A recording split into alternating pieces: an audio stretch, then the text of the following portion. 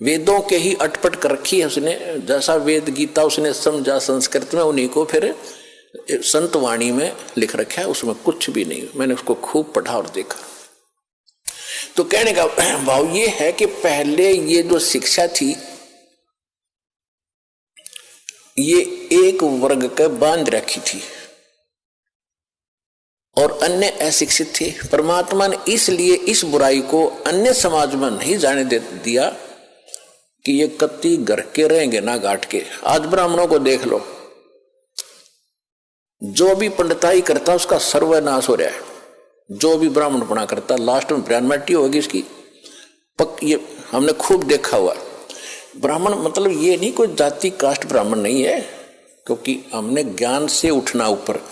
इन संसारिक जो बंधन हैं, सीमाएं हैं, ये ज्ञान से अपने आप टूट जाएंगी।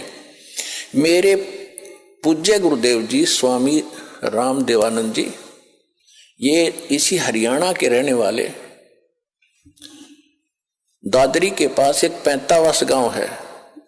तो परमात्मा ने मेरे पूज्य गुरुदेव जी जो ब्राह्मण थे, जाति से ब्राह्मण थे, कर्म ब्राह्मण नहीं था, यानी ब्राह्मण ग्रुप में, ब्राह्मण समुदाय में जन्म हुआ था उनका। और वो अपना खेती थी, किसानी करते थे उनके माता पिता, और उनके भी जमीन थी 5-4 किले एकड़ जमीन उनके हिस्से में। उसके पिताजी के पास तो काफी जमीन थी, तो खुद पाली जाते थे। तो वो ब्राह्मण थे जाति के। जब उनको ज्ञान हुआ, हमारे पूज्य दादा गुरु जी उनको मिले, और मेरे दादा गुरु जी यानी मेरे गुरु जी के जो गुरु जी थे वो छावला गांव है दिल्ली में, नजफगढ़ के पास। उस छावला गांव के वो जाट थे, और उन्होंने फिर काशी विद्यापीठ में, उसके बाद फिर ये हल्की हो गई थी। मतलब जैसे हमारे गुरुजी जो थे, हमारे दादा गुरुजी जाट थे, और हमारे दादा गुरुजी के जो गुरुजी थे वो भी ब्राह्मण थे। और वो काशी विद्यापीठ वो पढ़ नहीं सके, उसने उन बच्चे को अपना गोद लेकर यानी अपना शिष्य बना के सर्टिफिकेट बना के भेजा कि काशी विद्यापीठ में पढ़ का। तो हमारे दादा गुरुजी थे वो काशी विद्यापीठ में 4 विषय के आचार्य बन गए।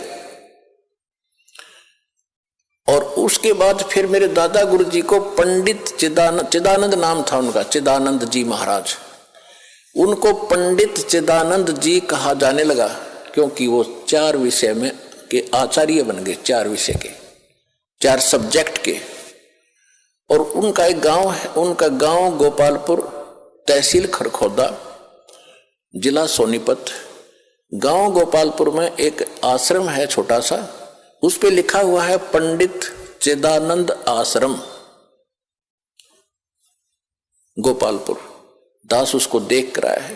तो कहने का भाव यह है कि हमारे दादा गुरुजी जाट होते हुए पंडित कहलाए, और मेरे पूज्य गुरुदेव जी ब्राह्मण होते हुए वो ब्राह्मण नहीं, एक संत कहलाए, स्वामी संत।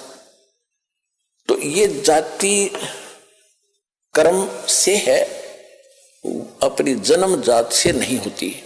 जैसे आज कोई भी लड़का, जैसे हमने देखा एक जाट, और जहां दास सर्विस करता था नहर विभाग में, वहां चिनाई का काम करता था, राजमिस्त्री कहलाता था, राजमिस्त्री। और गांव में भी उसने राजमिस्त्री कहते थे, जाट होते हुए भी। तो इसी प्रकार एक ब्राह्मण का लड़का दिल्ली में नाई की दुकान खोल रहा है, बार्बर, तो उसको राजेश बार्बर कहते हैं, जबकि वो पंडित है वर्ण से, लेकिन कर्म से वो बार्बर नाई कहलाता है।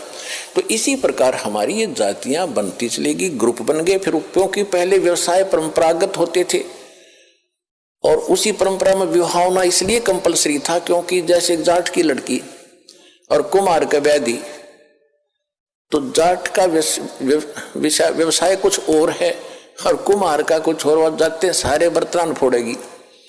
और कुम्हार की लड़की कुम्हार के ब्याही जा, तो उसको पहले ट्रेनिंग होती है उस काम की, वो ठीक जाते ही रलमिल हो जाती थी। इसलिए हमारा विवाह अपने वर्ण में ही अपने होना कंपलसरी था, अनिवार्य था उस समय। इसी तरह किसान की लड़की किसान के ब्याही जाती थी, तो वो काम से पहले ट्रेंड होती थी, झगड़े ना बढ़ते, काम खराब नहीं होते थे। तो अब समय बदल गया है, व्यवसाय भी काफी बदल गया है। तो इसमें अगर इंटरकास्ट शादी होती है तो कोई दिक्कत नहीं, क्योंकि हम मनुष्य हैं, हम एक पिता के बच्चे हैं और हमारा एक ही उद्देश्य है, यहाँ से मोक्ष कराना और सतलोक जाना, वहां कोई झगड़ा ही कोई नहीं।